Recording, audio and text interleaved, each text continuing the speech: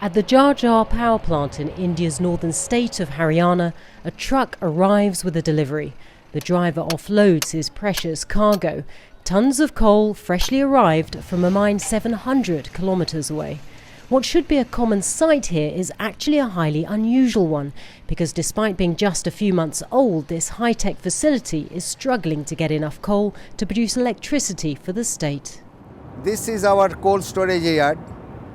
We have roughly about 40,000 to 50,000 ton, which is good enough for 4 to 5 days of storage.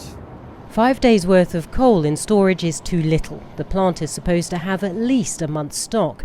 State-run Coal India is contracted to deliver nearly 6 million tonnes of coal here a year. But because their mines aren't producing enough, there's a chronic shortage across the country. It's so bad that Hong Kong-owned CLP, which runs the plant with Chinese as well as Indian staff, was forced to shut it down just minutes after it opened in January.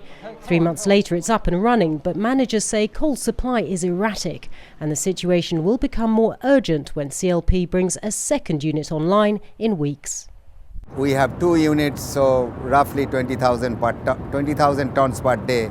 That's what we will require to run the power plant in full load.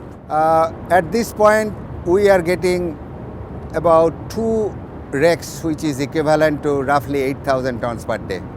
If we do not have coal, we just have to stop the plant. Across India, plants like this are idling or reducing output because of a lack of coal, which fuels half the country's energy. Just when demand for electricity is soaring, homes, offices and factories have ever-increasing power needs. But it's not just about coal. Oil and natural gas are also in short supply. And experts warn without fuel, India's growth engine could stall.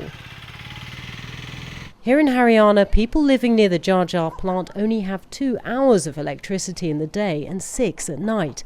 Farmer Satvir Singh relies on his irrigation pump to water his mustard seed fields, but with no electric power, he's often forced to start it with a tractor which guzzles expensive diesel.